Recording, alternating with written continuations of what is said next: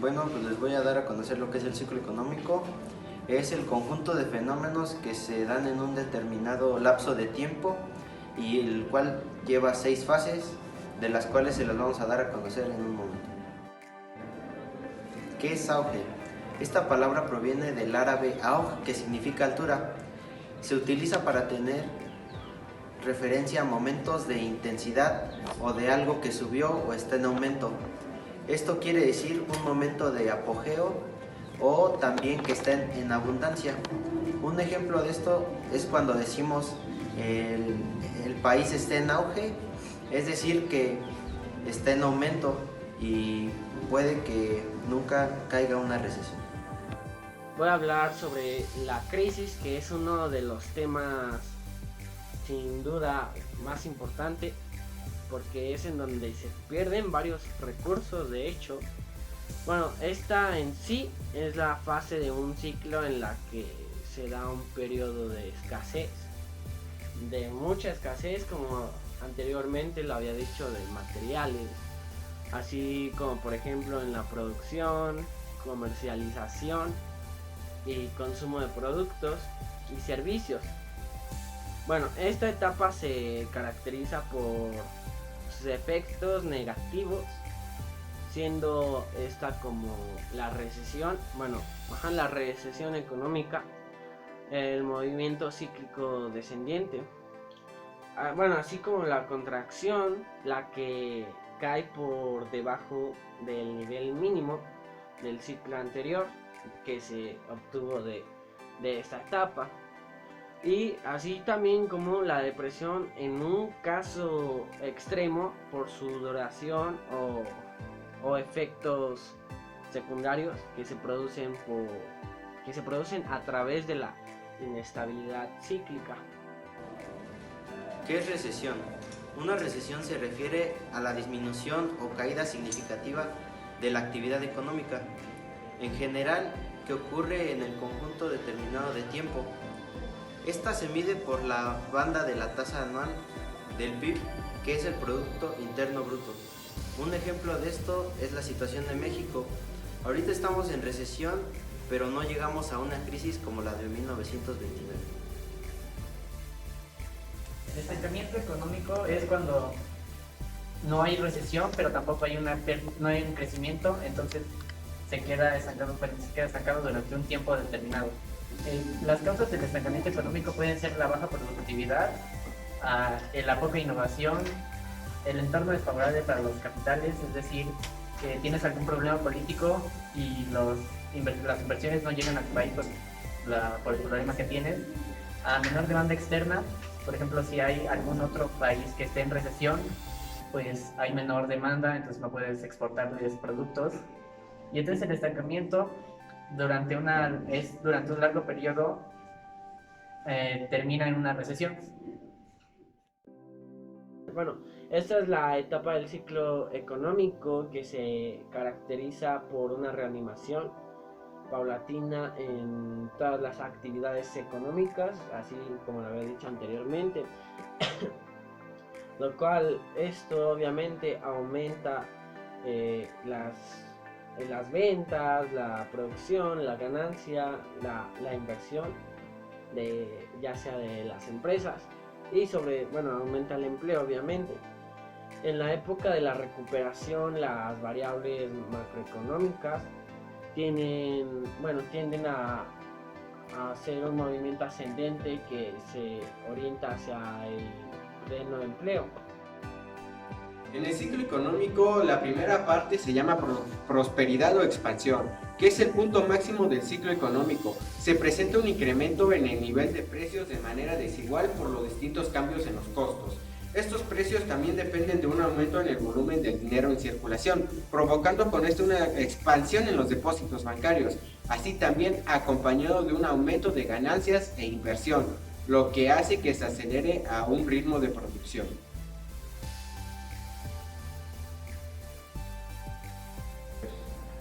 Yo les voy a hablar sobre la inflación. ¿Qué es la inflación? Es un fenómeno que se observa en la economía de un país y está relacionado con el aumento desordenado de los precios, de la mayor parte de los servicios y bienes. Cuando hay inflación en una economía es muy difícil distribuir nuestros ingresos, planear un viaje, pagar nuestras deudas o invertir en algo rentable, ya que los precios que eran una referencia para asignar nuestro dinero de la mejor manera posible están distorsionados. Cuando se presenta, nos damos cuenta que la cantidad de dinero que veíamos administrado tiempo atrás ya no nos alcanza para comprar lo mismo que antes, y esto nos afecta a todos, principalmente a amas de casa, productores, obreros, etc. Existen varias causas que pueden desencadenar este fenómeno inflacionario.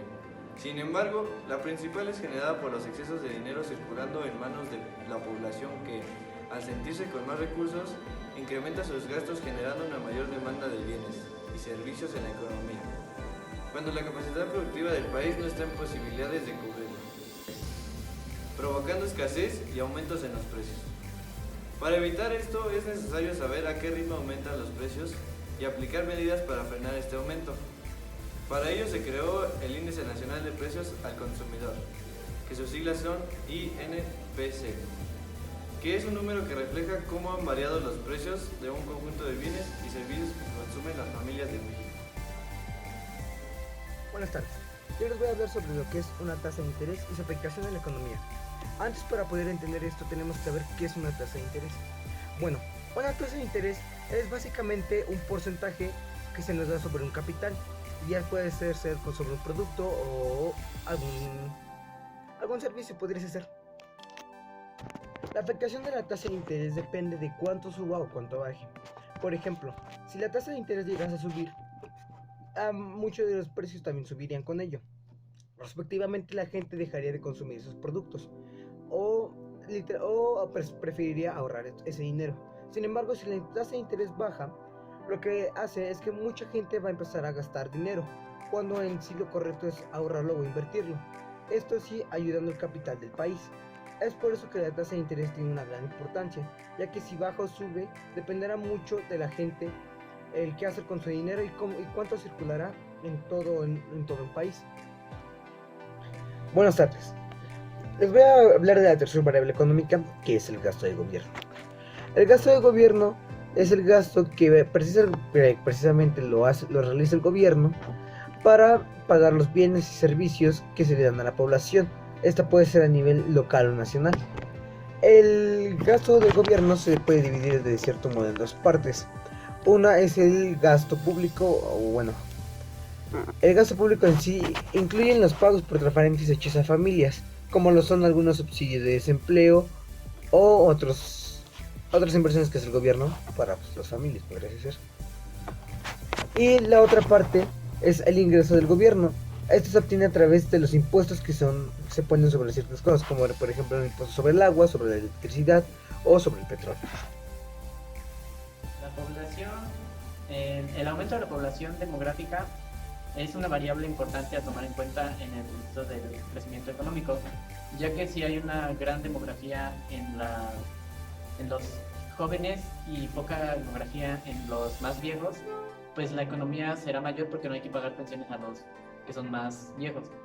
En cambio, si tu nivel de vida, si te pensionas a los 50 años y tienes una gran cantidad de pensionados, pues entonces la economía tiene que decrecer porque los jóvenes que están trabajando están pagando las pensiones de las personas que están jubiladas. El salario. El salario es la expresión monetaria del valor de la fuerza de trabajo vendida por el obrero asalariado al capitalista. Después de trabajar cierto tiempo en una empresa, el obrero recibe del capitalista una determinada suma de dinero como salario. Lo que se paga en forma de salario no es toda la jornada, sino únicamente la parte en que se reproduce lo equivalente al valor de la fuerza de trabajo. Durante la otra parte no pagada de la jornada de trabajo, el proletariado crea la plusvalía de la que se apropia el capitalista. Bueno, la pobreza en un término comparativo utilizado para describir una situación en la que se encuentra una parte de la sociedad y que se percibe como una carencia, escasez o falta de bienes más elementales, como por ejemplo alimentos, vivienda, educación o asistencia sanitaria y agua potable, así como los medios para obtenerlo. La pobreza, como tanto también la pobreza extrema, es un fenómeno que tiene muchas dimensiones, por lo que no existe una única manera de definirla. Para efectos de su estudio práctico, la mayor parte de las veces la pobreza se define como una incapacidad de una familia o un individuo de cubrir sus necesidades básicas. Tanto la pobreza absoluta como la pobreza relativa tienen diferentes puntos de vista. En el punto de vista microeconómico, la pobreza se refiere a la situación de aquellos individuos u hogares que no satisfacen sus necesidades básicas o solo las satisfacen a un grado inadecuado. Mientras que en el punto de vista macroeconómico se dice que existe pobreza cuando el promedio de los habitantes de un país o región vive por debajo de un mínimo de subsistencia. El desempleo. El desempleo es cuando una persona está capacitada para trabajar, pero no cuenta con el trabajo o lo ha perdido. La causa principal del desempleo es la inestabilidad económica y política que hay en nuestro país, que causa grandes estragos en la sociedad. También la falta de inversiones de industrias que generan trabajos a la población.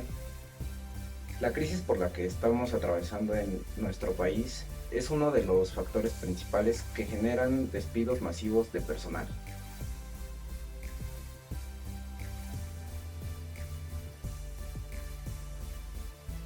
El ciclo económico y la micro y macroeconomía en realidad tienen una relación muy estrecha. Para esto primero hay que definir. La macroeconomía es todos aquellos aspectos generalizados o concretos que lleva la economía de un estado. Y la microeconomía son todos aquellos factores relacionados con los productores de algún bien, de alguna mercancía y sus decisiones. Recordemos que por mercancía puede ser cualquier cosa, desde fuerza de trabajo hasta un producto completamente elaborado. Viéndolo de este modo, el conjunto de la microeconomía lleva un proceso de crecimiento hasta formar la macroeconomía. El ciclo económico es algo así como la representación secuencial de las subidas y bajadas de la macroeconomía. Esas subidas y bajadas pueden ser perfectamente bien relacionadas en la gráfica del ciclo económico. Es así que el resultado de la gráfica de un ciclo económico refiere a todos esos cambios que tiene la macroeconomía de un estado con respecto a las decisiones de sus productores, pues es el intercambio de mercancías lo que hace crecer a la macroeconomía. La macroeconomía tiene procesos de subidas y bajadas conforme sea el desarrollo de su población y las decisiones que ésta esté tomando. Es así que el ciclo económico es la verdadera representación de la macroeconomía.